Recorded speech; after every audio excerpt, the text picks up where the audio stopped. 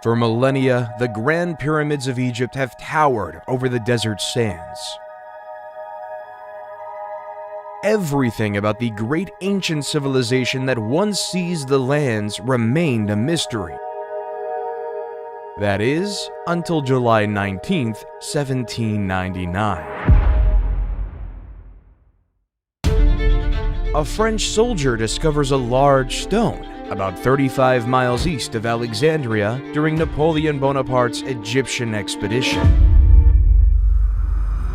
unearthing a written language that had been dead for thousands of years. The translations would prove to be the key to unlocking the secrets of an entire civilization.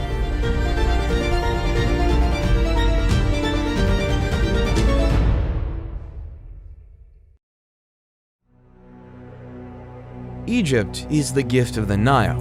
That's what Herodotus, the father of history, said. Since the Nile is the lifeline, as it provided Egypt with water for the cultivation of crops, which led to the burgeoning of civilization all along the length of the Nile Valley. The river strip that divided the Egyptian territory into two parts provided a favorable environment for the rise of civilization when the Nile Valley began in the Miocene times, cutting it into its current shape.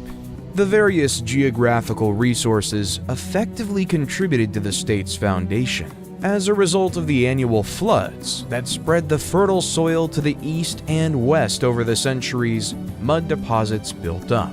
When the water recedes and flows along its banks, the agricultural year begins, making Egypt one of the first agricultural communities that ever existed in human history. At the end of the Paleolithic era, there was a widespread production of arrows, harpoons, querns, sewed skins, boneworks, and pottery.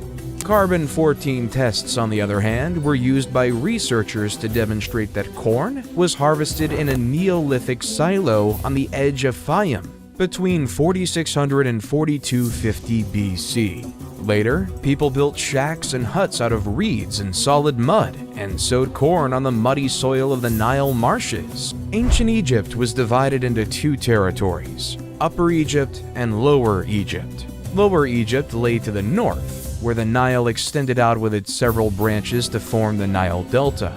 Upper Egypt, which stretched to Aswan, was to the south. The two kingdoms were united around 3000 BC by King Narmer, but each retained its regalia, the hedjet or white crown for Upper Egypt and the deshret or red crown for Lower Egypt. As a result, the pharaohs were known as the rulers of the two lands, and they wore the shent, a double crown with each half denoting sovereignty of a different land.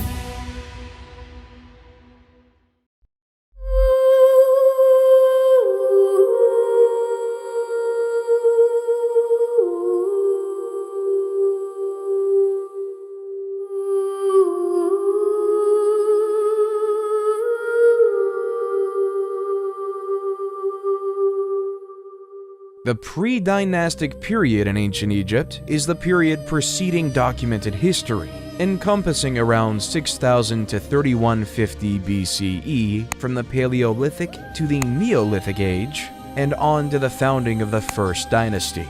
While there are no written records from this period, archaeological digs in Egypt have unearthed items that convey their tale of the Nile River Valley's cultural history. The pre-dynastic period is called by the regions or ancient city sites where these artifacts were discovered, rather than the cultures that lived there.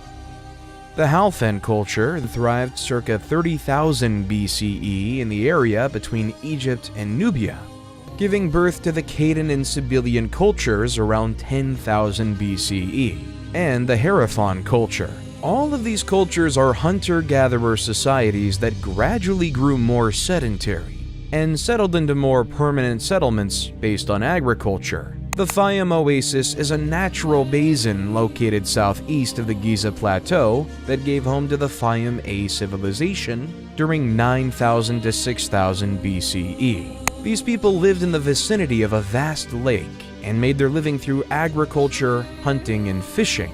The people of Fayum constructed reed homes with subterranean basements for food storage. Cattle, sheep, and goats were domesticated, and basketry and pottery production flourished. During this period, tribal chieftains assumed positions of power, which may have been passed down to the next generation in a family or tribal unit. Communities went from tiny tribes traveling together to large groupings of diverse tribes living in the same region all the time. The Fayum-A culture gave rise to the Merimde during 5000 to 4000 BCE, which was named from artifacts discovered at the location of that name on the western side of the Nile Delta.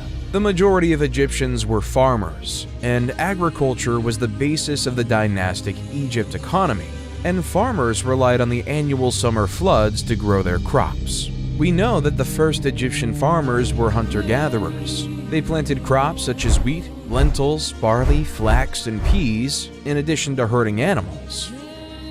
According to what was found on a location in the western side of the Nile Delta, the oldest levels of Merimdi Beni Salama that evolved between 8000 and 4000 BC, in addition to the Fayum Basin, both dating back to the Neolithic era.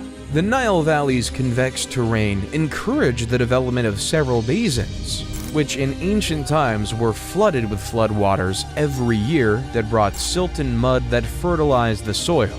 These basins, of which 130 have been found, served as the irrigation system's reservoirs in ancient Egypt.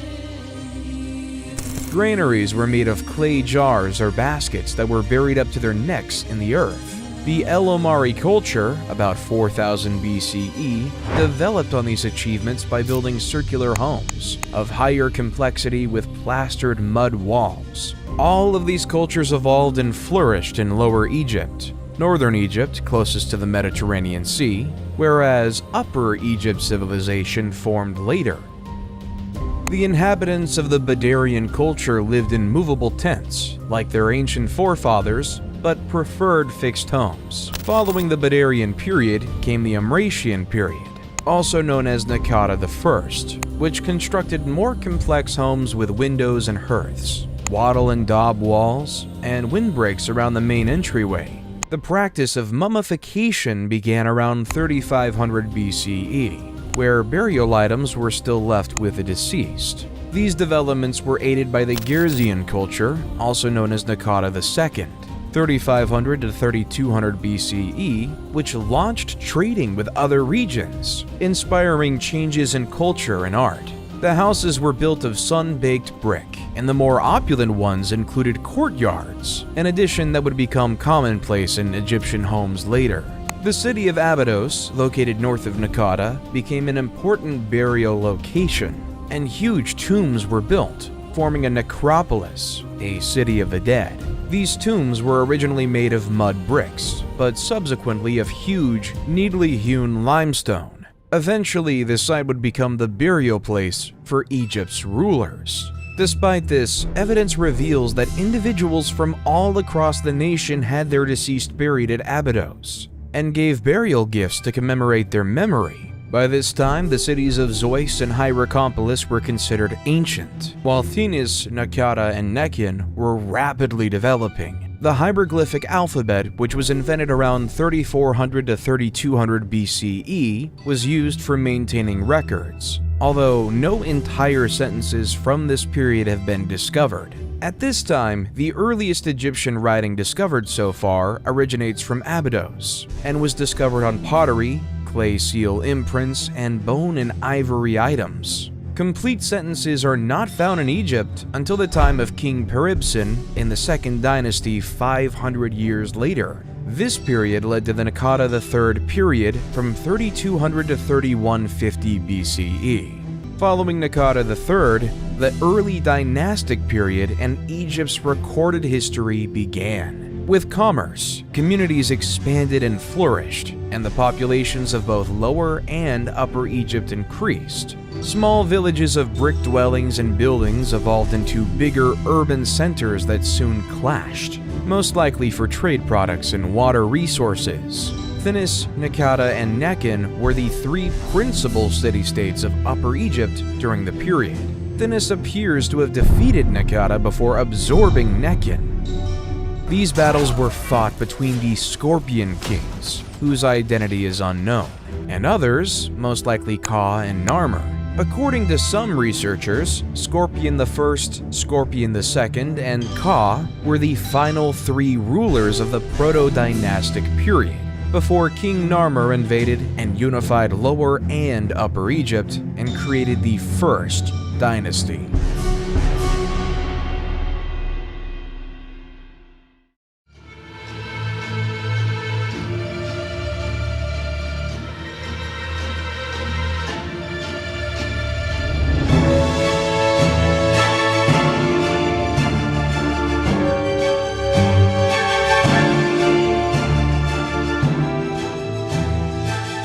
The early dynastic period in Egypt began in the years 3150 to 2613 BCE. This marks the beginning of the country's historical era in which Upper Egypt, the south, and Lower Egypt to the north were unified as one country under centralized authority. During this time, the divine rule of the monarch started, and a distinct Egyptian culture emerged, including the development of writing, arts, and sciences. Menes, the first king of Egypt, was a ruler of Upper Egypt, presumably from Thinis or Hierakonpolis, who defeated the other city-states around him before conquering Lower Egypt around 3150 BCE. Narmer married the princess Neithotep of Nakata in an arrangement to enhance the links between the two towns. He undertook military operations in Lower Egypt to quell revolts and expand his territory into Canaan and Nubia. He sponsored massive construction projects, and urbanization developed throughout his reign.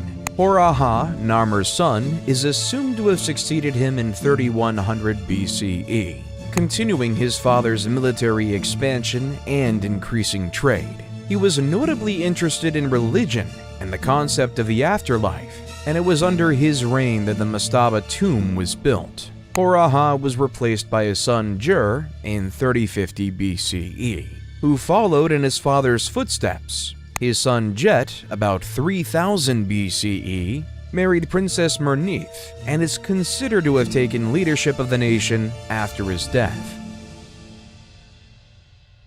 It is uncertain whether she governed as regent for her infant son Den or as queen, but her reign is notable for being the first time a woman is recorded governing in ancient Egypt.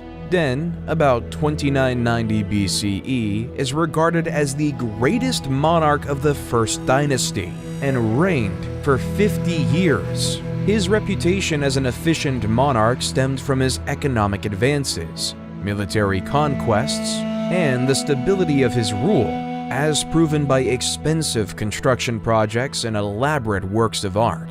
Den is the first monarch to be represented wearing the crowns of Upper and Lower Egypt, showing that he ruled over a unified nation. Den was succeeded by two additional monarchs, Enegib and later Semerkhet, both of whom had tough reigns marked by insurgency. The dynasty ended with the Ka's reign, during which his heirs struggled for the throne and were defeated by Hotep Sekemui, who established the Second Dynasty. Internal strife and a lack of, or misunderstanding over, records ruined the Second Dynasty, 2890 to 2670 BCE. None of the Second Dynasty monarchs have reliable dates, and several of the kings' names appear to be repeats of earlier rulers. Hotep Sekemui, which means two powerful ones at peace, is a prime illustration of this issue. Because of his name, it would seem that he came to power after subduing the princes who fought for the throne after Kwa, but his name is inscribed on the entrance to Kwa's tomb, implying that he was the ruler responsible for burying Kwa, and he already had that name before the succession war broke out. Hotep Sekemui is credited with bringing peace to Egypt upon his ascension to the throne, although a brief one. Instability and rebellion marked his reign. Raneb, also known as Nibra, was the first to link his name to that of the gods, and so create a bond between the monarch and the divine.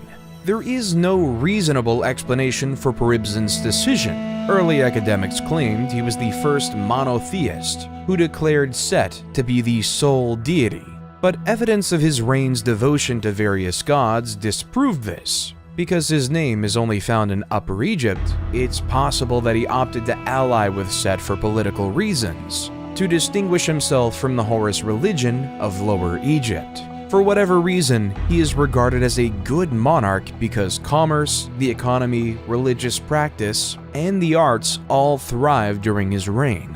Peribsen was replaced by Kheskamui, probably his son, who continued his predecessor's construction projects and is believed to have brought Egypt's two regions back under central control, or at least reinforced unification. His most famous works include the statues at Hierakonpolis and Abydos, as well as his role as the father of Pharaoh Djoser.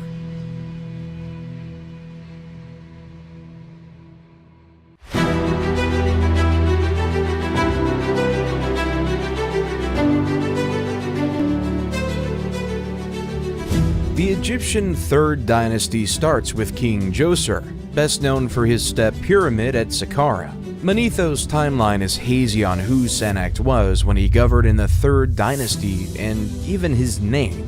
Sennacht's name is only known from the Abydos monarch list, the Turin Papyrus, and two reliefs discovered in the Mastaba tomb, number K2 at Beit Kalath. Djoser erected so many monuments that historians have long assumed his tenure extended at least 20 years. He started military campaigns to Sinai and kept Egyptian unity, resulting in the stability required for his construction projects and the growth of the arts. Djoser's step pyramid at Saqqara is Egypt's first recognized pyramid, which was designed by his architect and vizier, Imhotep.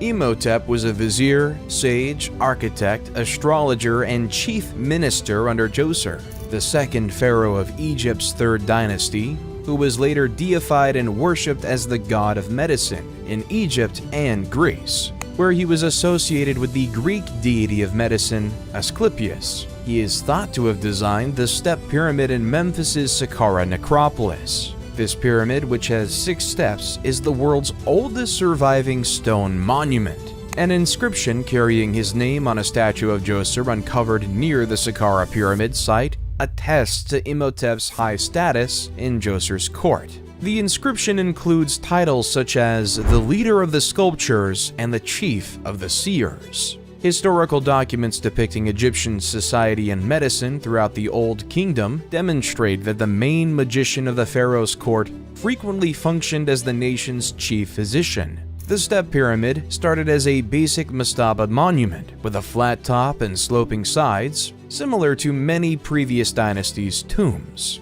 The architect, Imhotep, on the other hand, had bigger plans for his king's eternal dwelling. The step pyramid is a succession of mastabas piled on top of each other, each step slightly smaller than the one beneath, to create a pyramid shape. Earlier mastabas were made of clay bricks, but the step pyramid was made of stone slabs with carved motifs of trees and reeds on them. When finished, the step pyramid stood 62 meters tall, making it the tallest building of its period. To deter robbers and secure the king's corpse and burial goods, the real chambers of the tomb were dug beneath the foundation, as a maze of passageways with rooms off the hallways. However, this strategy did not work because the tomb was robbed of all of its valuables, including the king's corpse. In antiquity, only his foot was discovered in the tomb. Nonetheless, the step pyramid's design and building epitomize the genius and vision of the Third Dynasty builders, who would later raise the buried pyramid and the layer pyramid, among many other structures and sanctuaries. These early visionaries established the foundations for the later true pyramids of the Fourth Dynasty, which have mesmerized and captivated people for millennia.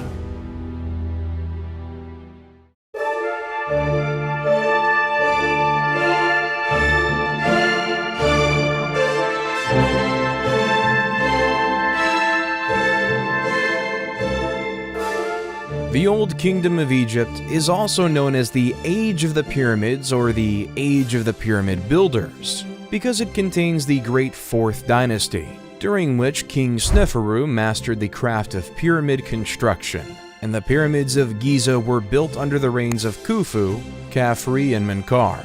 The historical documents of this time, the 4th to 6th dynasties of Egypt, are sparse, and historians consider the history of the era as literally written in stone, and mainly architectural in that academics have been able to build a history through the statues and their inscriptions. The pyramids themselves provide little information about their architects, but adjacent funerary shrines and stelae provide the king's names and other significant information. In addition, carvings in stone discovered elsewhere during the period document different events and the dates on which they happened. Lastly, the mausoleum of the 5th dynasty's last monarch, Unas, contained the first pyramid texts, detailed drawings and writings inside the tomb that cast light on the religious views of the period. During the Old Kingdom of Egypt, the elite standardized art and figures were produced uniformly to reflect the tastes of Memphis, the capital. Although other art forms such as painting and literature exhibit more skill in the Old Kingdom, statues from the late early dynastic and early Old Kingdom periods are very comparable. The Old Kingdom's most famous works of art are the Pyramids of Giza and the Great Sphinx of Giza, both of which remain today. Although smaller structures were crafted with the same precision and beauty, in reality, Egyptians placed great importance on Old Kingdom art and architecture in later ages. Although all levels of society may have shared the same religious systems, social inequality persisted even after death. The only significant impediment to reaching an afterlife was being buried outside of Egypt. Egyptians thought that, to be reborn, they needed to be buried in Egypt. If they died abroad, their relatives went to tremendous pains to bring their bodies back for burial, so those correct funerary rituals could be performed and they could be buried in their native land, allowing them to enter the afterlife.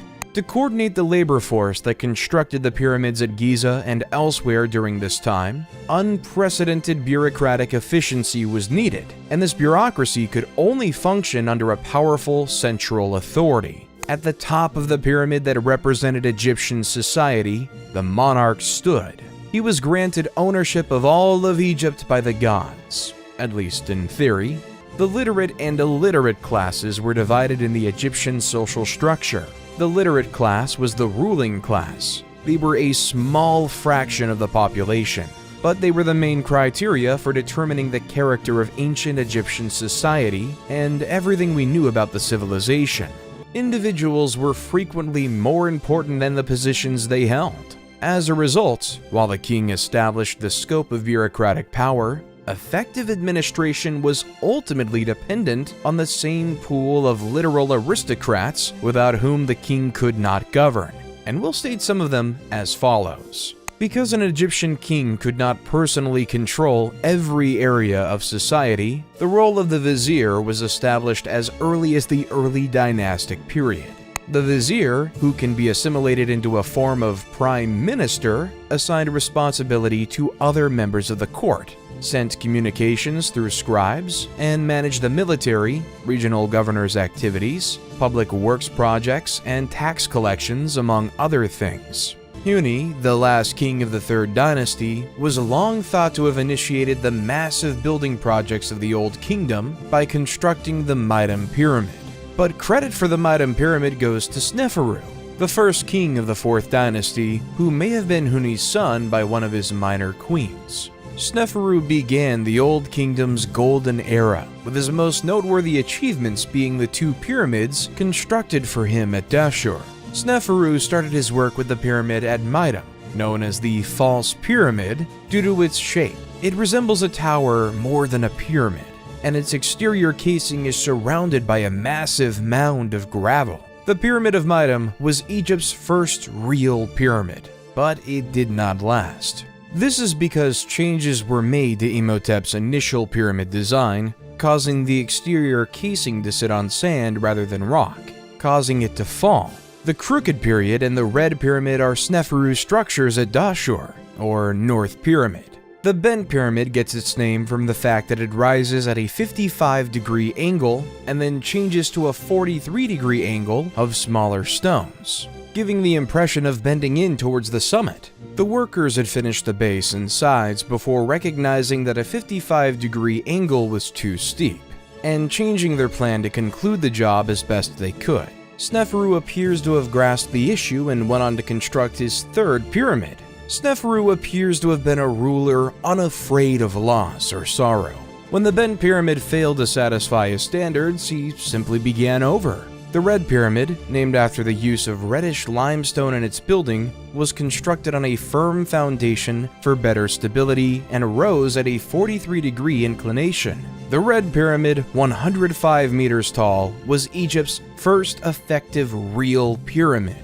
It was originally encased in white limestone, as were the other later pyramids, which crumbled away over time and were collected by locals for other construction projects. Following in the footsteps of Djoser's complex at Saqqara, Sneferu had mortuary temples and the other structures built around his pyramids, with priests overseeing day-to-day activities once the red pyramid was finished. All of this points to the stability of his rule, which he bequeathed to his son Khufu when he died. The ancient Greek authors referred to Khufu as Cheops, and he's best known for his Great Pyramid at Giza. In their works, the Greeks portrayed him as a tyrant who oppressed the people and compelled them to labor for him against their will. This perception may have been created by the tales contained in the Westcar Papyrus, a compilation of 4 stories written about the kings of the 4th dynasty and found by Henry Westcar in around 1824 CE. The papyrus contains 4 tales recounted by Khufu's sons,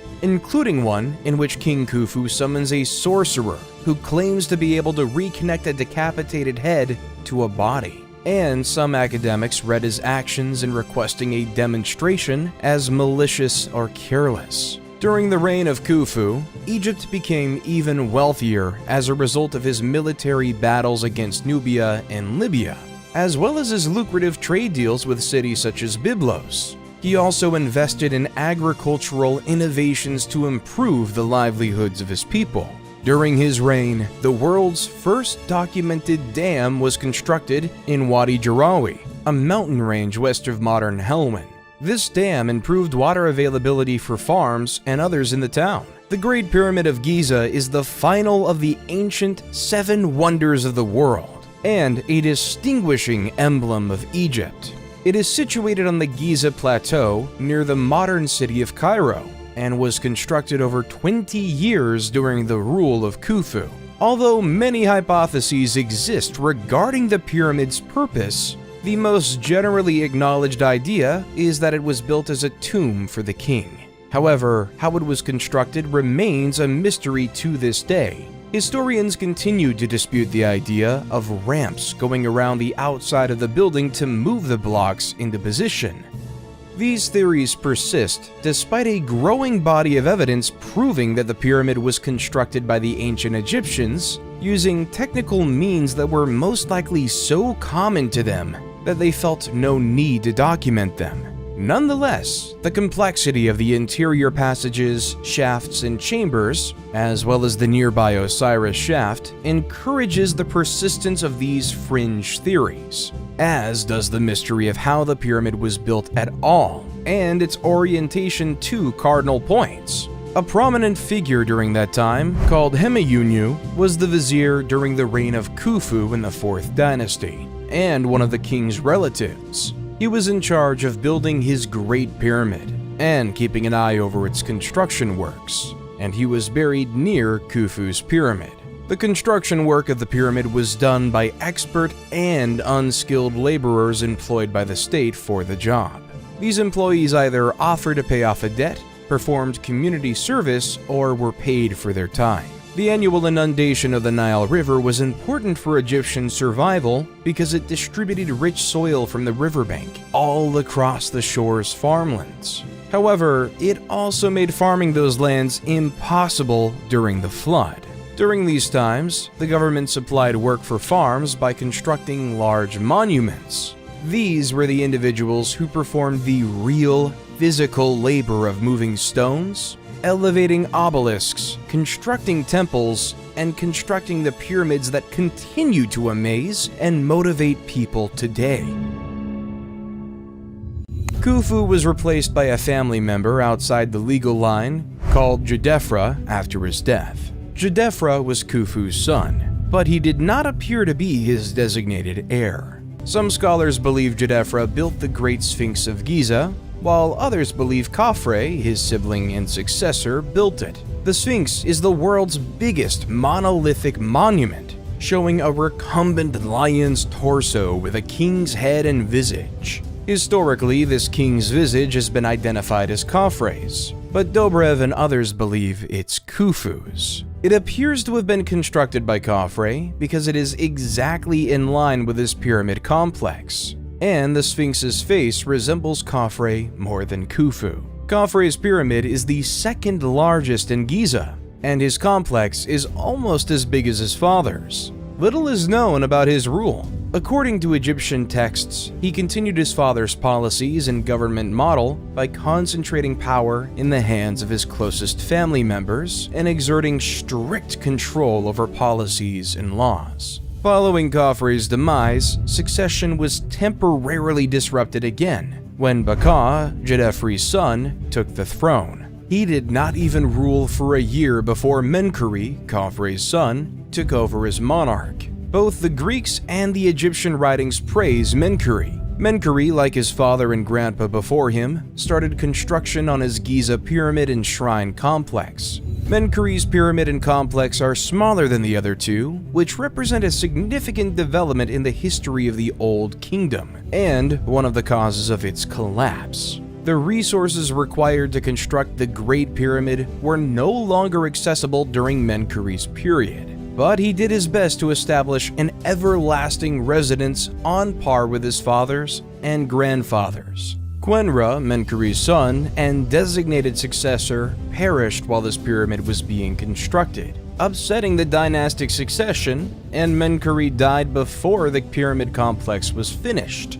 Despite reigning for 30 years, he was unable to finish the work of his predecessors, which many historians attribute to the dwindling resources at his disposal. Shepseskaf, Menkaure's successor, finished Menkaure's structure at Giza, but was buried in a relatively modest mastaba at Saqqara. As previously stated, the monarchs diverted immense resources to their funerary structures and buildings, but these temples and sanctuaries were increasingly under the authority of the priests who managed them, rather than the king. Although the Giza Plateau is now an old, sand-swept location on the outskirts of Cairo, it was a city of the deceased, inhabited by the living who tended to it during Menkaure's time. Giza had priests' houses, shrines, worker accommodations, stores, factories, breweries, and all the amenities of a small metropolis. The civilian life in ancient Egypt was very active.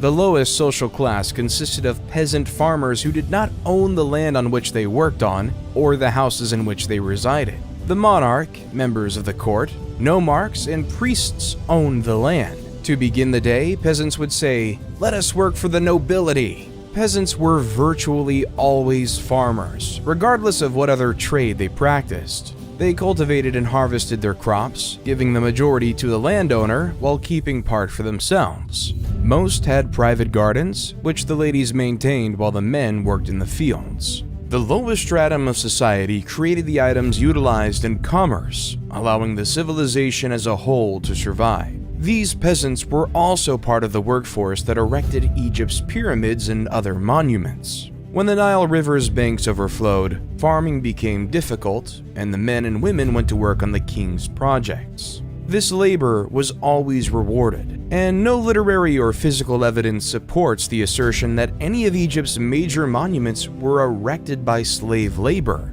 Work building monuments like the pyramid and associated burial complexes, temples, and obelisks provided the peasantry with the sole possibility of upward mobility. Skilled painters and engravers in particular were in high demand in Egypt. and were paid more than unskilled laborers who merely hauled the stones for the construction from one location to another. Peasant farmers might also raise their status by learning a craft and producing the vases, bowls, plates, and other ceramics that people need. Skilled carpenters could make a fortune by making tables, desks, chairs, beds, and storage chests, while painters were needed to decorate upper-class dwellings, castles, tombs, and monuments. Brewers were likewise held in high regard, and breweries were occasionally controlled by women.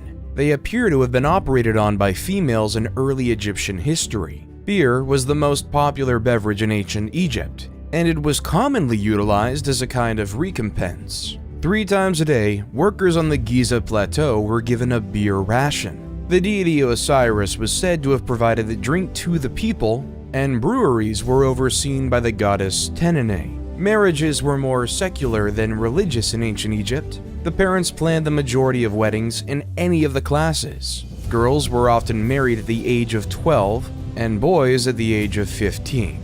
Royal offspring were frequently promised to foreign monarchs as babies to seal treaties. The ancient Egyptians' lives were not all labor. They found plenty of time to have fun by participating in sports, board games, and other activities. Hockey, handball, archery, swimming, tug-of-war, gymnastics, rowing, and a sport known as water jousting, which was a sea battle played in small boats on the Nile River in which a jouster tried to knock the other out of his boat, while the second team member maneuvered the craft, were all ancient Egyptian sports. The festivals of ancient Egypt were individually distinct in their own right, depending on the nature of the occasion, but they all had one thing in common: drinking and feasting. The Egyptian diet consisted mostly of grains, wheat, and vegetables. The meat was incredibly expensive, and only royalty could afford it. The 4th dynasty ended with Shepsekhof's brief reign, and the 5th started with much less hope.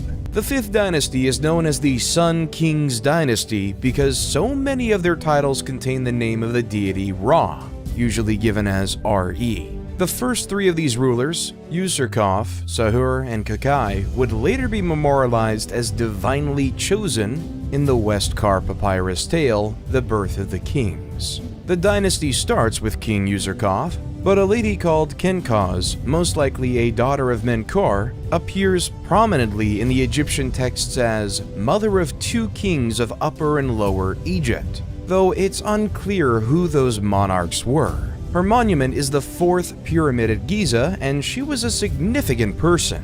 Not much is known about her. Userkaf is best renowned for his work on the Temple of the Sun and Abusir. This structure represents a significant divergence from the position of the monarch at the beginning of the 4th dynasty, and the beginning of the end of Giza as the king's necropolis. The sun deity Ra was now venerated directly by the people through the priesthood, and the king's position as the god's primary representative was reduced. Userkaf's son Sahur replaced him and constructed his funerary complex at Abusir near the Temple of the Sun. Sahur was a capable monarch who led the first Egyptian expedition to Punt and arranged significant trade treaties with other countries. Punt, on the other hand, was one of his biggest accomplishments, as it became an important source of many of Egypt's most valuable resources, and in time was regarded as a legendary country of the gods. Sahur constructed his own temple to the sun in Abusir and was the first to use palmiform columns in the building, which would later become the norm for columns throughout Egypt. Sahur's war exploits and cautious resource management enriched the nation, as demonstrated by the intricate work done on his mortuary complex and the inscriptions discovered. His son, Neferirker Kakai, succeeded him. Inscriptions suggest he was a good king and well-regarded, but little is known of his tenure except that the priesthood got even more dominant during his control. His son, Neferifre, succeeded him but perished young, possibly around the age of 20. He was followed by King Shepsekhar. Nusir-ini succeeds him, and the priests of Ra acquire even more authority during his rule. The bureaucracy of the temples and mortuary buildings grew as well. putting a burden on royal coffers, which paid for sanctuary care and maintenance. Menkaure replaced him, but little is known about his rule other than the fact that he was the last monarch to construct a temple to the sun. Djedkaraisi replaced him in the late 25th to mid-24th century BC. The roots of Djedkaraisi are unclear. He's not regarded as Menkaure's son, but he may be connected. To keep the economy stable, he reforms the administration and the clergy extensively during his rule. Djedkaraisi refused the customary practice of erecting a shrine to the sun deity and decreased the number of clerics required to maintain funerary structures. He also arranged the Second Punt expedition, which enriched Egypt and reinforced relations with Punt. The most important element of Djedkaraisi's reign, however, was the decentralization of the government in Memphis, which gave local authorities more authority. Djedkaraisi was replaced by his son Unas, the reign of whom is little documented. Unas was the first Egyptian king to have the interior of his tomb decorated and inscribed with what became known as the pyramid texts. These inscriptions depict the king in communion with Ra and Osiris. The position of the king was already considerably reduced when the 6th dynasty started. Local officials and bureaucrats built more elaborate tombs than nobles during the rule of the first monarch, Teti. Teti was killed by his bodyguards according to the 3rd century BCE historian Manetho, an act that would have been inconceivable earlier. He was replaced by Userkure, who may have been involved in the assassination plan. His reign was brief, and he was followed by Merir Pepi I, during whom the nomarchs gained authority. By the end of the Old Kingdom, the political power had fragmented and the system was decentralized. The restoration of central power was a lengthy process that lasted well into the 12th dynasty. Because of the breakdown of central power, political authority passed into the hands of the nomarchs, who took complete control. This pattern persisted during the reigns of Merenre-Nemtumsaf I and Neferkare-Pepi II, who ascended to the kingdom as a child and perished as an old man, signifying an incredible rule of nearly a century. During Pepi II's lengthy rule, the Old Kingdom gradually crumbled. The increasing influence of provincial nomarchs and the clergy eroded the central government's and king's authority. Pepi II was followed by Merenre-Nemtumsaf II, with a very short reign, and the dynasty ended with Netshirkar, who is identified by some scholars and Egyptologists as the Queen Nitocris from Herodotus' account of an Egyptian queen who avenges her brother's murder by drowning his killers at a banquet. Pepi II had outlived any heirs to the throne and appears to have been a pretty ineffective monarch in his final years. When drought caused famine in the country, there was no effective central authority to react to it. The Old Kingdom terminated with the 6th dynasty because no powerful ruler ascended to the throne to guide the people. Local authorities focused on their areas and lacked the means and motivation to assist the rest of the nation. As the 6th dynasty died out, Egypt gradually descended into the first intermediate period.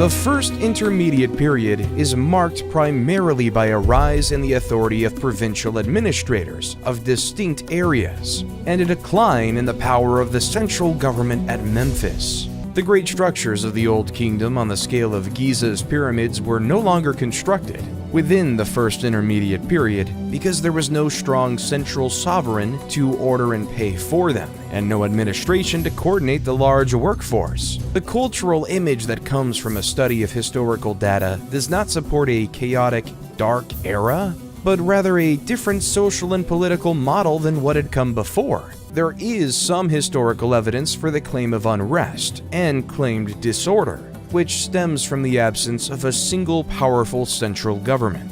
The country's different regions were essentially self-governing. The dearth of information about the kings of the 7th and 8th dynasties attest to their ineffectiveness. Their identities and dates will be forgotten in Egyptian annals. The ancient city of Memphis was abandoned at some time by rulers who saw themselves as the heirs of the Old Kingdom kings. The rulers of the 9th and 10th dynasties then seized Heracleopolis as their center and declared themselves Egypt's real kings. Intef, a Theban nomarch who bore the customary epithets of Great Overlord, of the Nome, and Overseer of Priests, came to prominence in Thebes around 2125 BC and opposed the authority of Heracleopolitan kings. Intef I established Egypt's 11th dynasty and provided the push for the country's unity. During the Middle Kingdom, he was known as Intef the Mighty, and a monument in his honor was erected in the Temple of Karnak.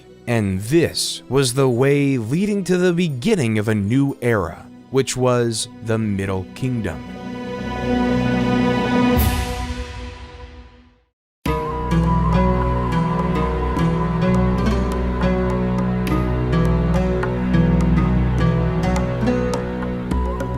Although Mentuhotep II was known as the Second Menes, who united Egypt and ushered in the Middle Kingdom period, the road to that unity was laid out by Intef I and his successors. Mentuhotep I, approximately 2115 BCE, followed Intef I's path and conquered the neighboring nomes for Thebes, considerably increasing the city's stature and strength. His initiatives were carried on by his predecessors. Mentuhotep II used these early victories to ultimately beat Heracleopolis and then punish those nomes who had stayed faithful to the old kings while rewarding those who had honored Thebes. Mentuhotep II devoted his time after the process of unity to the ruling, military accomplishments, and construction projects. Mentuhotep's successor, Mentuhotep III, reigned during 2010 to 1998 BCE, maintained and expanded his programs. He dispatched an army to Punt and strengthened the northern delta's borders. Mentuhotep IV replaced him. His entire 7-year rule is silent, but he most likely continued his predecessor's policies effectively because the nation is thriving when Amenemhat replaces him as monarch. When Amenemhat was Mentuhotep IV's vizier and was sent with his mission to quarry stones for the king's project, he had an inscription made of the extraordinary events he witnessed. First, a gazelle gave birth on the stone selected for the king's sarcophagus top, indicating that the stone had been chosen correctly because it was endowed with fecundity and life. Second, an unanticipated rainfall descended on the celebration, revealing a well big enough to water the entire gathering. This inscription was later interpreted to mean that Amenemhat was chosen by the gods to become king, as the gods had allowed him to experience miracles. Amenemhat I abandoned Thebes for unknown reasons and established his seat in court in Ititawi, south of Memphis. Amenemhat I's successor, Sennacherib I, 1971 to 1926 BCE, improved the country's infrastructure and initiated the kinds of grand building projects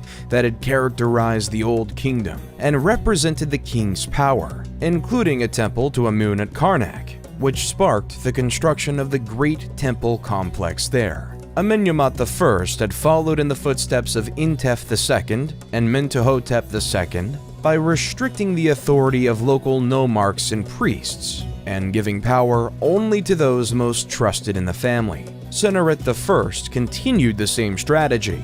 The administration of the 12th dynasty was so effective that, unlike the Old Kingdom, it kept wealth centralized with the monarch while allowing for the development and prosperity of individual regions, without allowing them to become too strong. The king governed all of Egypt, but specific officers were rewarded for their devotion. The Egyptians developed various advanced ways of irrigation systems, and to keep track of the water levels, they built nilometers to gauge the height of the flood and to determine the taxes levels supposed to be paid. Canals were dug to provide water to different areas when Sennaret II decided to turn the Fayum area into an agricultural center. He developed a specific irrigation system with a dike that transported water from Lake Moeris, which resulted in crop prosperity in the area. He was also behind the construction of the White Chapel, a building important to historians and academics because it contains a record of all the nomes of the period. Sennaret I was followed by Amenemhat II, 1929 to 1895 BCE, who may have governed alongside him.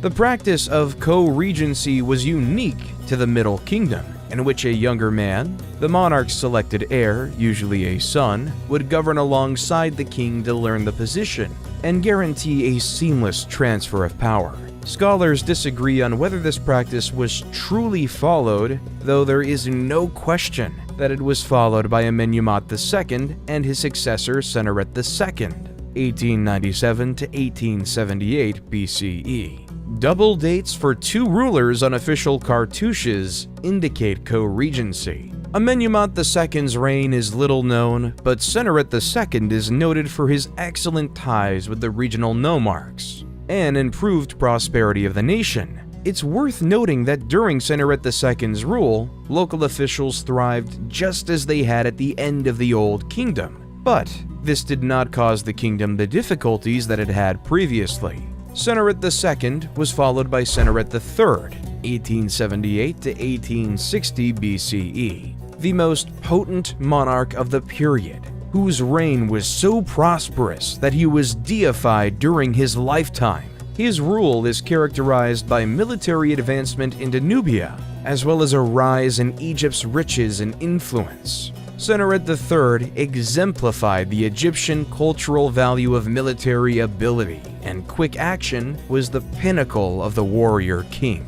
He was thought to be unbeatable at the helm of his troops. His expeditions into Nubia widened Egypt's borders, and the fortifications he erected along the boundary facilitated commerce. He also conducted an expedition into Palestine, and as a result, trade ties with that area improved. And to control flood and direct irrigation waters, the ancient Egyptians built earth and stone barrages and dams, such as El Lahan Dam, which was erected during the reign of King Amenemhat III, who ruled in the 12th dynasty following the reign of Sennaret III, as he wanted to make good use of the floodwaters for the irrigation system and to protect the state from destructive high levels of inundation water.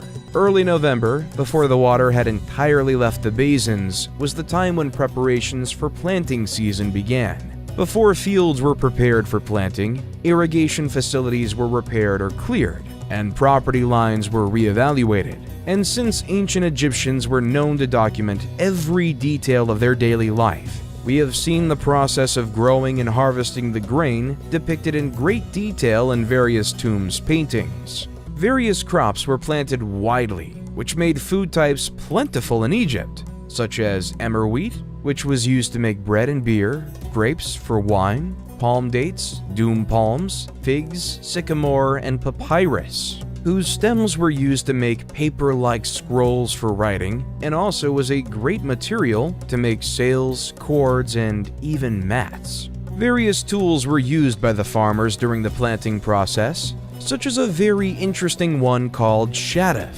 It's a hand-operated device used to lift water from the river, which consists of a long pole with a bucket hung on a rope from one end, and the other end has a weight attached to it. It was either used to fill jugs with water to transport them, or even to run water in small canals along ditches.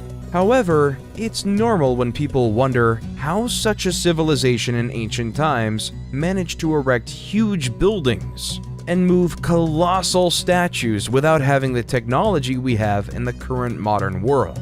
Some scenes from tombs of high officials have proof of how the whole process of moving huge statues was done.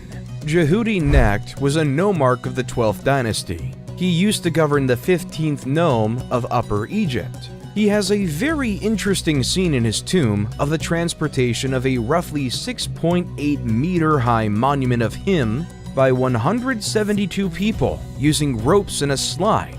in an endeavor aided by the dumping of water in front of the slide. Unfortunately, no evidence of this colossus has ever been discovered. Amenemhat III boasted of no major military triumphs, but constructed almost as many monuments as his father and was responsible for the vast mortuary sanctuary at Hawara, known as the Labyrinth. Amenemhat IV, 1815 to 1807 BCE, replaced him and maintained his policies. He completed his father's construction tasks and began many of his own. During his reign, military and commercial expeditions were undertaken on numerous occasions, and trade thrived with towns in the Levant, particularly Byblos and elsewhere. The co-regency policy, if it was implemented, had guaranteed a seamless transfer of power from ruler to ruler, but it failed in the case of Amenemhat IV,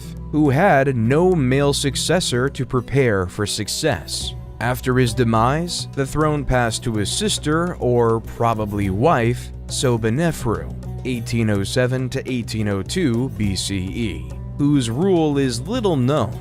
Unless the Queen Nitocris of the 6th dynasty of the Old Kingdom is accepted as real, Sobonefru was the first woman to govern Egypt since the early dynastic period.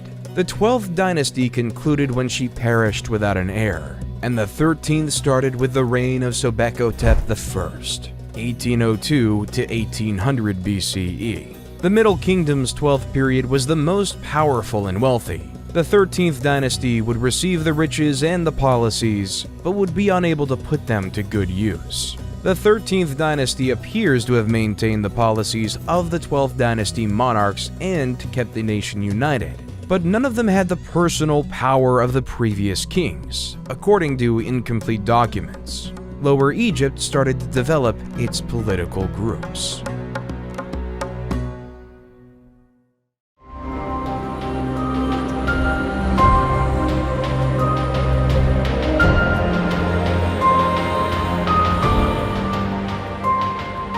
This era starts when the Egyptian rulers of the 13th dynasty relocate the capital from Tawai to Thebes, the former capital of the late 11th dynasty in Upper Egypt, thereby weakening their grip on the north.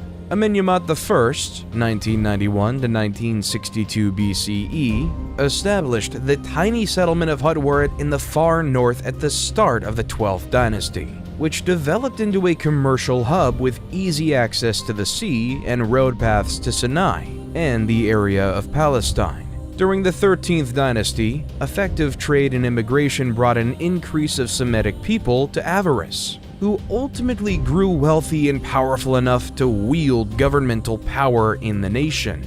These individuals were known to the Egyptians as Hekakosset or Hyksos. The name of the Hyksos remains unclear. Many hypotheses have been proposed, including the possibility that they were refugees escaping the Aryan invasion of Asia.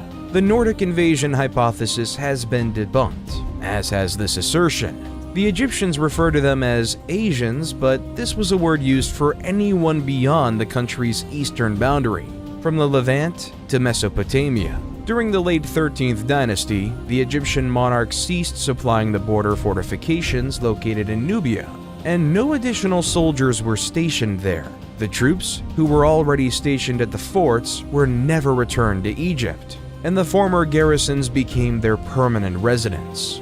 These troops served as commerce intermediaries between the Egyptian city of Thebes and the kingdom of Kush. As the 13th dynasty neglected matters to the south, just as they were doing to the north, the kingdom of Kush developed into a centralized power, with its capital at Kerma. Some of the ancient Egyptian fortifications along the border were destroyed at some time, presumably during an assault, though this is unclear. What is evident is that as Egyptian government in Thebes disregarded Kush's influence in the south, Kush's power increased, and the boundary became more flexible. The troops who had been left behind no longer saw it as their duty to protect against invasions, and had grown more acclimated to the role of traders than military men by this point. The monarchs documented for the latter portion of the 13th and 16th dynasties are non-Egyptians, or at the very least, do not have Egyptian names and are considered Hyksos rulers. Their timeline is muddled, and some names are only known from ceremonial items, while others are only known from pieces of kings' lists, making dating problematic. The Hyksos achieved economic dominance of the eastern delta and then pushed north, negotiating treaties and forging contracts with various nomarchs, governors, of other districts in Lower Egypt, until they had conquered a sizable amount of territory and could exert political authority.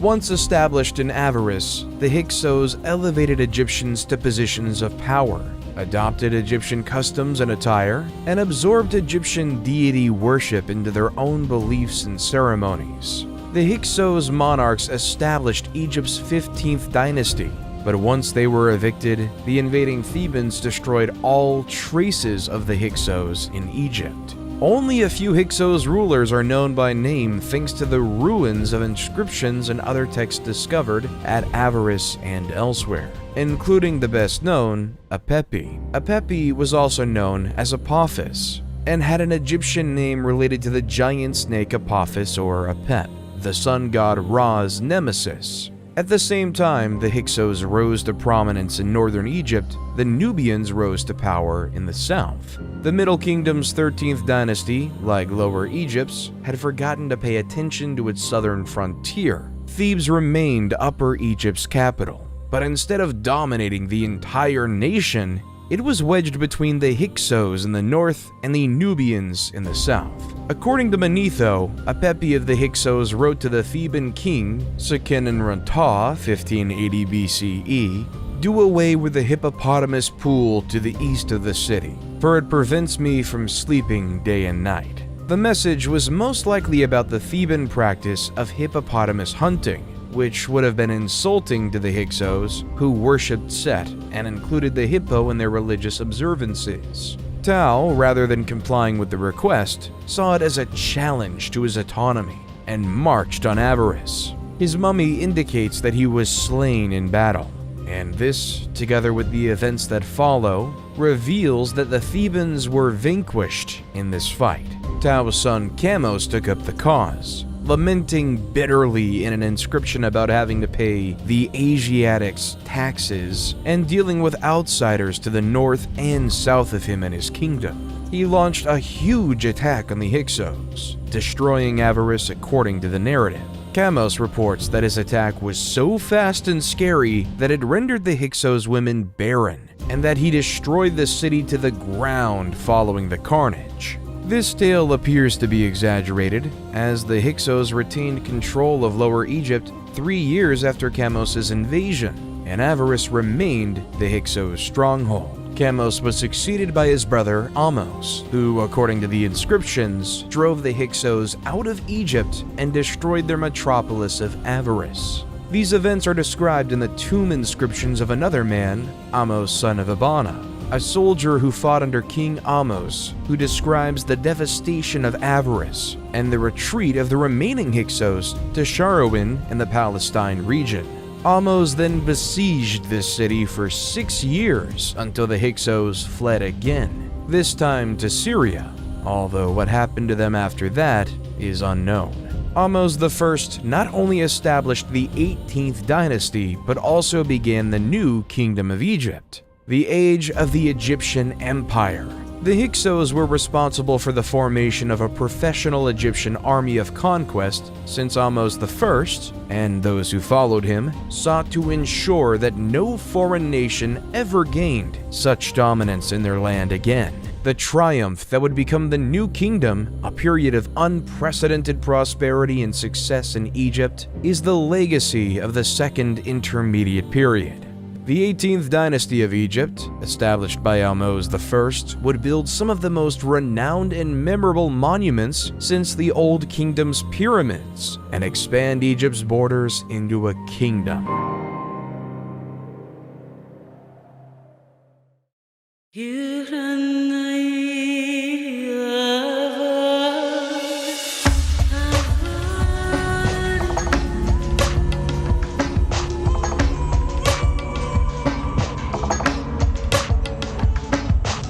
Ahmose I realized that the Hyksos had been able to establish themselves so securely because previous Egyptian monarchs had permitted them to. As a result, he chose to establish protected areas around Egypt's boundaries and fortify neglected settlements in strategic locations to protect the nation. The Battle of Ahmose I against the Hyksos brought him and his troops into touch with the areas of Palestine and Syria, where he continued his operations while also conducting military excursions south against the Kingdom of Kush in Nubia. When he died, he had protected the nation and consolidated his authority, leaving a steady political and economic situation for his replacement, Amenhotep I, 1541 to 1520 BCE. Inscriptions show that Amenhotep I followed his father's policies and modeled himself after him as a warrior monarch, but he most likely only commanded battles into Nubia.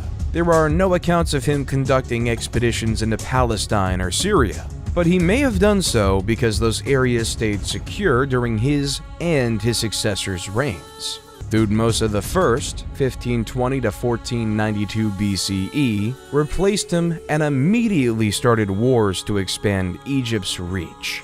Thutmose I put down a revolt in Nubia that erupted soon after assuming the throne, personally murdering the Nubian monarch and suspending his corpse from the prow of his ship as a caution to other rebels. He then extended Egypt's control over Nubia further south before shifting his focus to Palestine and Syria. He expanded Thebes' famous Temple of Karnak and built numerous other temples and structures throughout Egypt. Thutmose II, 1492 to 1479 BCE, succeeded him, but little is known about his rule because he was quickly eclipsed by his more potent half-sister, Hatshepsut.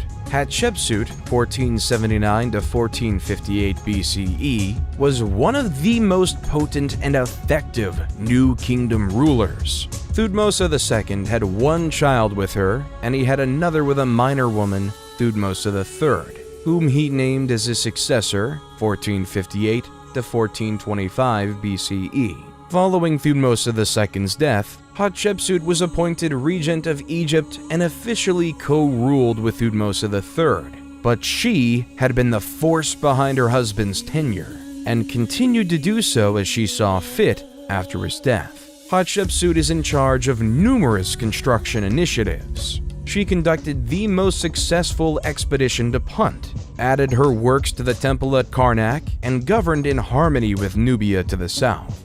Her construction undertakings were so beautiful and numerous that subsequent pharaohs claimed ownership of them.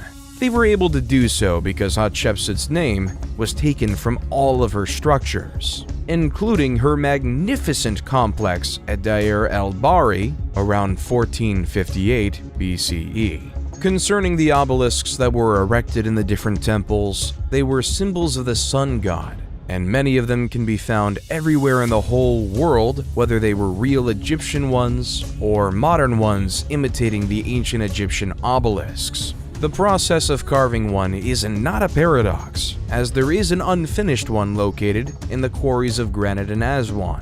Hatshepsut commissioned its construction, probably to accompany what became known as the Lateran obelisk, which was originally at Karnak, but was later brought to the Lateran Palace in Rome. Thutmose III inherited a wealthy and secure country in 1458 BCE and wasted no time in improving it. Thutmose III establishes the Egyptian Empire, which his descendants would sustain. He defeated the neighboring countries and expanded Egypt's dominion further than it had ever been before, using the war chariot acquired from the Hyksos, bronze weaponry, and better strategies. Over 20 years, he led at least 17 separate military campaigns, subduing kingdoms from Libya to Syria and extending Egypt's authority in the south, from the region around Buin down to Kyrgyz. When Hatshepsut died, Thutmose III ascended to power. Believing him to be weak and inexperienced, the king of the Syrian city of Kadesh instigated a revolt in the Egyptian province of Canaan, which swiftly gathered support from other places aiming to dethrone Egypt. This coalition met in the city of Megiddo. Thutmose III marched his army from Thebes to Megiddo in northern Canaan, prudently choosing a narrow pass from the town of Aruna instead of the wider and easier routes to the city, and surprised his enemies by entering the Kina Valley behind their defensive positions and driving them from the field. Thutmose III had to lay siege to the city to seize it. Geneni, who was Thutmose III's commander and military scribe, naturally accompanied his monarch in war to put down the rebellion, and wrote a record describing the fight. Thutmose III was so taken by Jani's tale that he had sections of it written on the walls of the great temple of Amun at Karnak, and, to a lesser extent, elsewhere. Geneni begins by describing why the writing on the temple's walls exist. He then goes on to explain the campaign and its motivations. The wretched adversary referenced on several occasions is the king of Kadesh, who started the revolt and gathered the armies against Egypt. But it is also used to refer to everyone who joined the rebellion at times. Following the Battle of Megiddo, Thutmose III would subdue and punish those who took part, capturing not just Kadesh, but also all of Syria and the Mitanni territories in Mesopotamia. He was succeeded by his son Amenhotep II, 1425 to 1400 BCE, who inherited and built on his father's powerful and safe kingdom. He was not a warrior king, but he did order many construction projects and signed peace treaties and commerce deals with other countries, such as Mitanni. Thutmose IV, 1400 to 1390 BCE, his replacement, carried on his programs. Based on readings of his renowned dream stele, which recounts the tale of how he came to the kingdom, Thutmose IV is regarded as a usurper, although he is the legal son of Amenhotep II. He's best known as the king who rebuilt Giza's Great Pyramid. He is followed by Amenhotep III, 1386 to 1353 BCE, who is regarded as one of Egypt's most effective and powerful rulers. Amenhotep III ruled Egypt at a time when it was at its artistic, political, and fiscal apex. His reign was one of the most opulent in Egyptian history, and he frequently used his riches to persuade other nations to do what he desired. He kept the nation stable, enlarged its boundaries, and devoted himself to the arts and construction initiatives. Many of Egypt's most impressive structures date from his rule. During his reign, however, the priests of Amun started to acquire increasing fortune. They possessed more property than the monarch and used it to enrich themselves further. Amenhotep III attempted to contain their increasing influence by allying himself with Aten, a minor deity symbolized by a sun disk. He appears to have believed that the authority of the pharaoh behind the worship of Aten would elevate the status of those priests over those of Amun. His scheme failed, but it did elevate the deity Aten, who would play an important role in the rule of Amenhotep's son and successor. Amenhotep IV, also known as Akhenaten, was an Egyptian pharaoh renowned for establishing monotheism and banishing the ancient gods. His rule became known as the Amarna period because the Egyptian capital was relocated from Thebes to modern-day Amarna. He ascended to the kingdom as Amenhotep IV, but changed his name to Akhenaten in the 4th or 5th year of his rule, dissolved the old religion, particularly the worship of Amun, and raised the deity Aten to the position of the one true god. Only the cult of Aten was recognized as a valid religious organization. All other sanctuaries were shuttered, and their veneration was prohibited.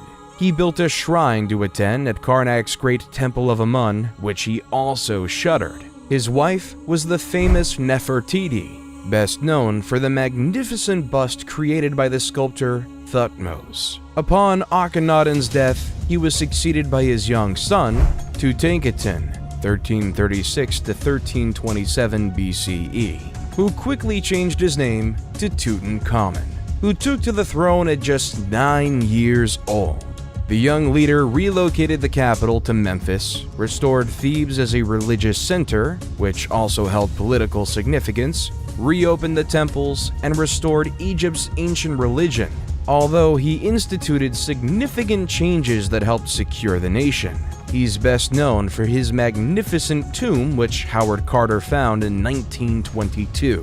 Tutankhamun was married to Ankhsenamun, his half-sister, until his demise at the age of about 18. Ankhsenamun may then have married the vizier A, possibly 1324 to 1320 BCE, who some experts believe replaced Tutankhamun, or she may have attempted to reign on her own. Whatever part A played in the succession, Ankhsenamun vanished soon after Tutankhamun's death, and the general Horemheb took control, devoting to return Egypt to its former grandeur. Horemheb, 1320 to 1295 BCE, went to great measures to erase the Amarna period rulers from Egyptian history by burning all of Akhenaten's statues and writings, including completely demolishing his sanctuary at Karnak. Horemheb defended traditional Egyptian religion and customs. Relationships with other countries and Egypt's infrastructure were ignored during Akhenaten's rule.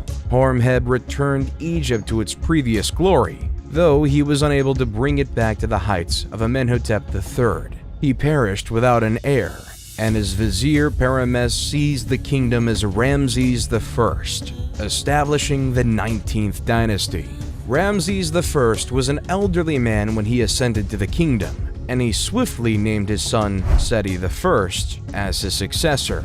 Ramses I resumed Horemheb's task of rebuilding Egypt's sanctuaries and shrines, as well as adding to the vast Temple of Amun at Karnak. He gave Seti I the authority to lead military missions to reclaim areas lost during Akhenaten's rule. When he passed, Seti I ascended to the throne and continued Egypt's reform and revival, adding his own touches to the big project at Karnak, and grooming his successor for dominance, his son Ramses II, 1279 to 1213 BCE. He is the most well-known pharaoh of Egypt today. Ramses II governed Egypt for 67 years, and the magnificent temples and monuments he constructed in celebration of his conquests and accomplishments still stand as a testament to the wealth of his reign. There is hardly any ancient Egyptian site that does not mention Ramses II, and the story of his triumph in the Battle of Kadesh in 1274 BC is legendary. However, one of his greatest acts as pharaoh was not one of battle, but one of peace. The forging of the first peace treaty in history. Anatolia's Hittites had been gaining prominence since the second millennium BC, and by 1530 BC they had surpassed Babylonia as a notable nation, and they were putting Egypt to the test.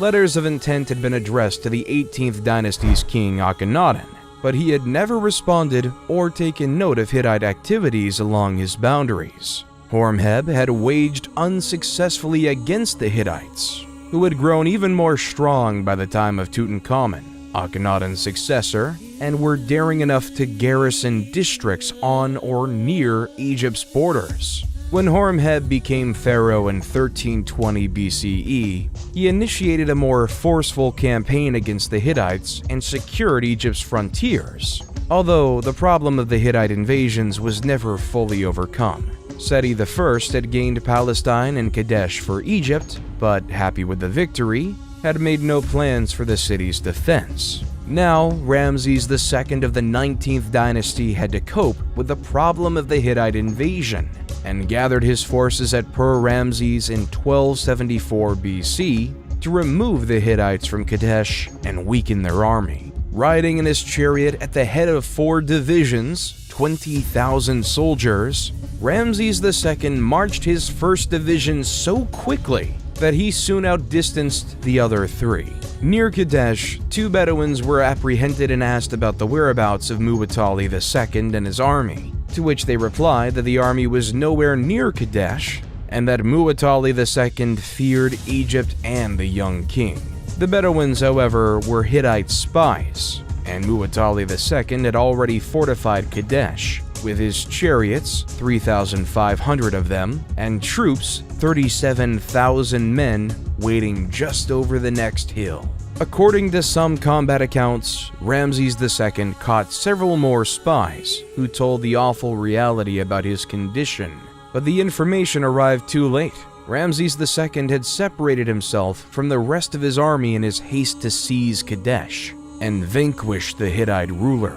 Just as the Hittite chariots slammed into his camp, he dispatched messages to the other 3 divisions. The Taw division arrived in time to prevent an Egyptian army defeat, and Ramses II personally led the remaining Aman division into action many times, pushing the Hittite soldiers back onto the Orontes River, where many perished. Muwatalli II just only marched from Kadesh's walls to trap Ramses II's forces between his army by the river and his advance. But for unexplained reasons, he chose to stay in the city and never committed his reserve men to fight. Ramses II declared a great triumph at Kadesh and had a scribe record his narrative of the wonderful fight. Muwatalli II's version differed significantly, most notably in claiming Kadesh as a Hittite victory. While Ramses II did not capture the city, he did break the Hittite army on the field. And while Muwatalli II kept possession of Kadesh, he did not destroy the Egyptians as he had intended. Meren-Ptah was Ramses II's 12th son, and not his designated successor. He only became pharaoh because all of his siblings had perished during their father's lengthy rule.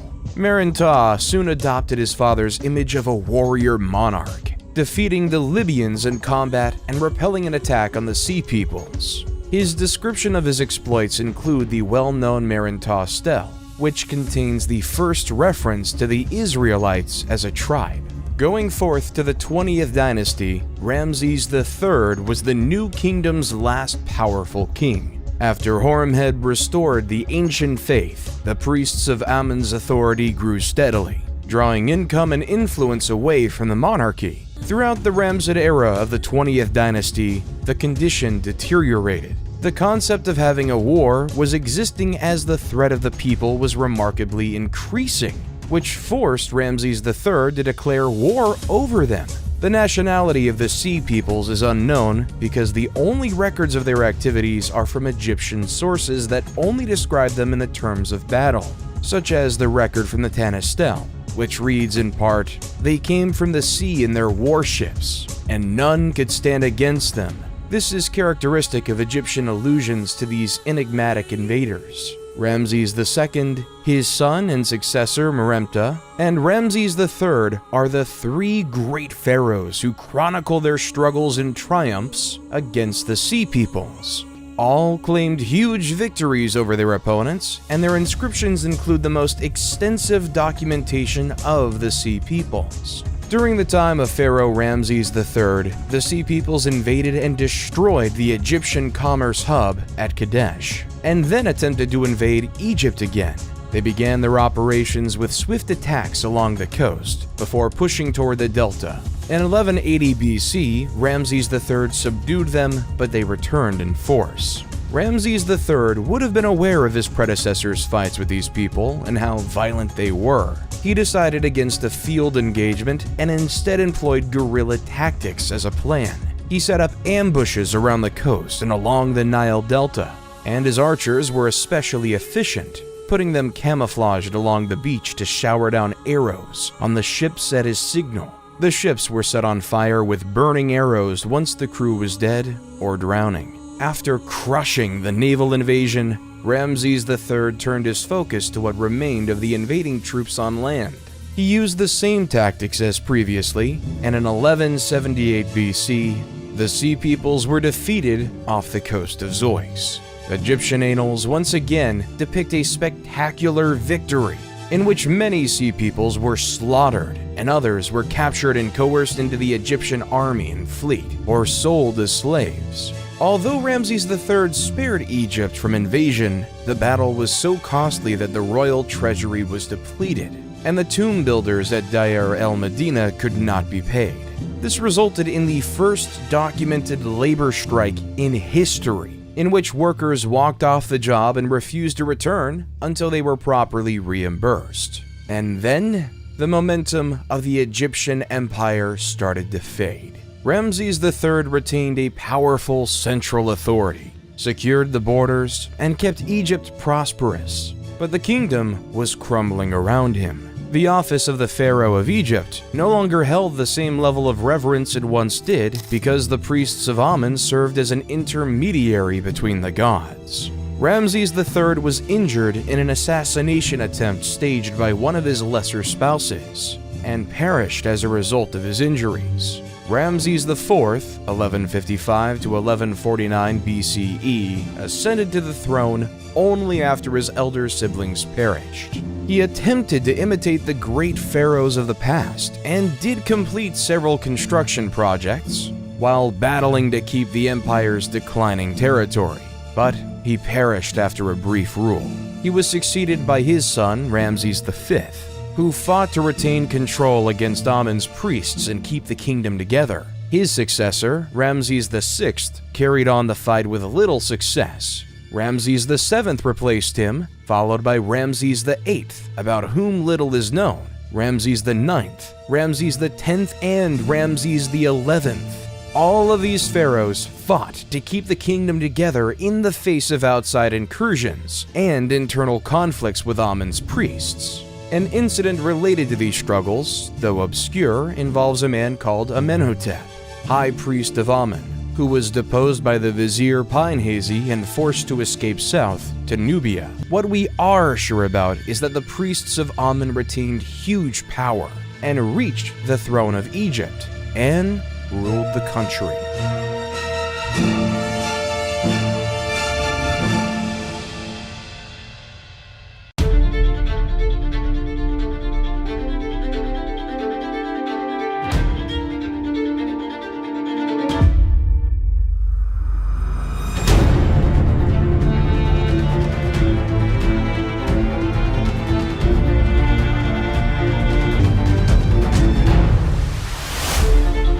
Smendes, 1077 to 1051 BCE, a ruler of Lower Egypt who governed from Tanis, interred Ramses XI.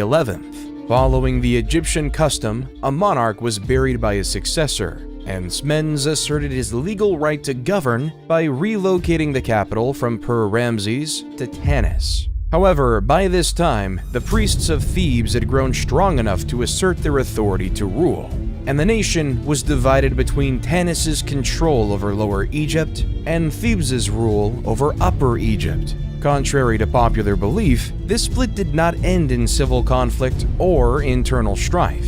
Smendes was strong enough to be noticed, but he only controlled Lower Egypt, and not much of it. He governed around the same period of Thebes' high priest Herihor, who reigned from around 1080 to 1074 BCE. Herihor was a general of the troops, as were all Amun's high priests, but he had little impact outside of Thebes. This would be the dominant model for the majority of the Third Intermediate Era. Individual nomarchs were strengthened at the cost of either part of the central government, as in the First Intermediate Period, and both Tanis and Thebes failed to exercise any major influence over the nation as a whole.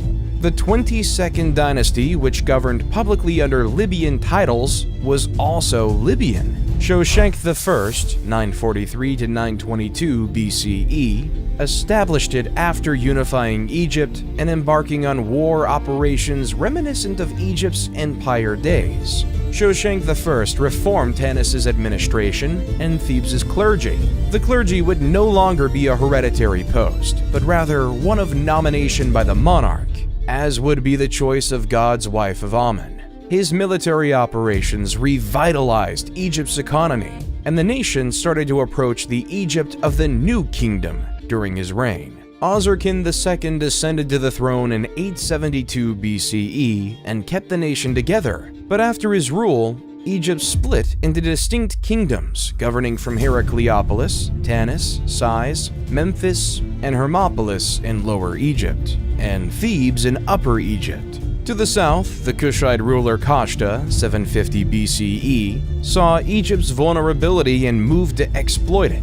Kashta adored Egyptian culture and had Egyptianized his capital city of Napata, and thus his entire territory. He had strong trade connections with Thebes and was well versed in the procedure of appointing priests and other high officials. By 747 to 721 BCE, his son strengthened Nubian dominance of Upper Egypt, and when the kings of Lower Egypt protested, he commanded a large army against them. Pi conquered Lower Egypt, capturing and subjugating all of the main towns before marching back to Napata. Egypt was now legally under his rule, but he allowed the Lower Egyptian kings to regroup and re-establish their power. These buffer zones diminished during the Third Intermediate Period, and Egypt lost its prior strength. But there were still countries on its boundary, such as Judah and Israel, that served the same purpose. The subjugation of those areas by Shoshenq I pushed Egypt's boundary up against the Assyrians, with no buffer in between.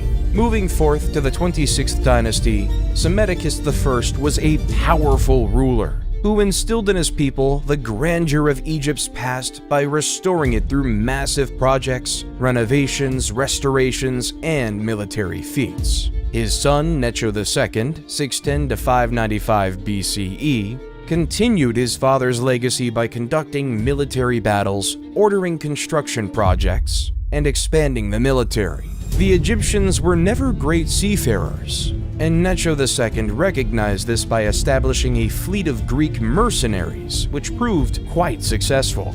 Necho II is regularly portrayed as a great warrior and military commander who strengthened the nation he had inherited. During the reign of Amasis II, he was successful in reforming government spending while also stimulating the economy and directing war operations. Egypt came together behind his leadership and thrived once more, with a thriving economy, secure boundaries, and prosperous commerce. Building projects, temples, and other works of art were finished, and Egypt's reputation regained some of its lost lusters. He was replaced by his son Psammetichus III, 526 BCE, who was a young and inexperienced king who was ill-prepared for the difficulties he faced. Cambyses II, the Persian monarch, had sent to Amasis asking for one of his daughters as a bride. But Amasis, not wanting to obey but also trying to prevent confrontation, sent Apries' daughter instead, who was his predecessor. This former Egyptian princess was profoundly offended by Amasis' choice, particularly since it had long been Egyptian policy not to transfer noble women to foreign monarchs as wives. When she arrived at Cambyses II's palace, she disclosed her true identity, and Cambyses II vowed to revenge Amasis' slander by sending him a fake bride.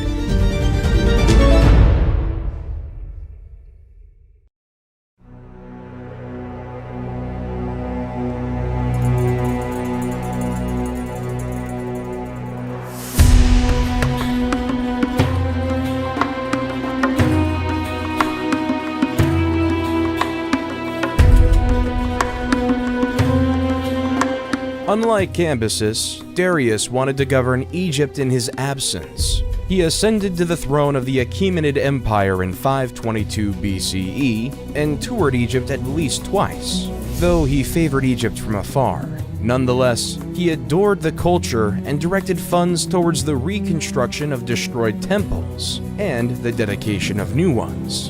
In keeping with the Persian practice of religious tolerance, Darius praised the Egyptian gods with presents and statues. He is widely viewed as having a gentler hand with Egypt than Cambyses. For the second Persian conquest of Greece in 480 BCE, his son Xerxes I, 486 to 465 BCE, relied on all the resources of the Achaemenid Empire, including Egypt. When the Persians were defeated at Salamis in 480 BCE and Plataea in 479 BCE, Xerxes abandoned foreign affairs in favor of construction projects and different relationships with court ladies. Artaxerxes I, 465 to 424 BCE, succeeded him and battled for 6 years to put down the first significant Egyptian rebellion, led by Inaros II, the Libyan royal son of Psamtik V, encouraged and assisted by Athens in 460 to 454 BCE. While it is true that the Persians ruled Egypt during the 27th and 31st dynasties,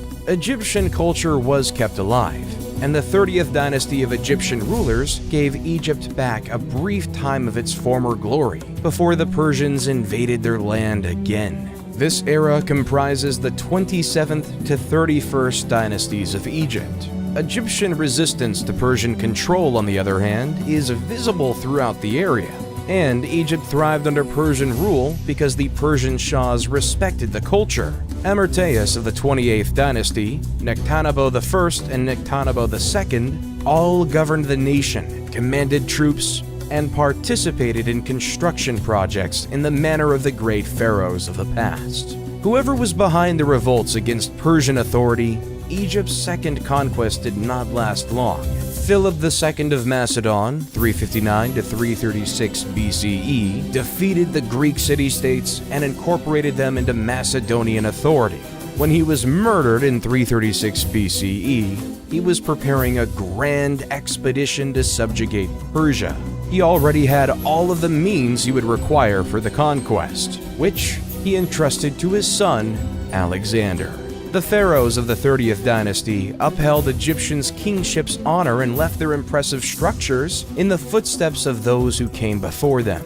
So, while the late period may be considered the end of Egyptian sovereignty, it should not be considered the end of Egyptian civilization.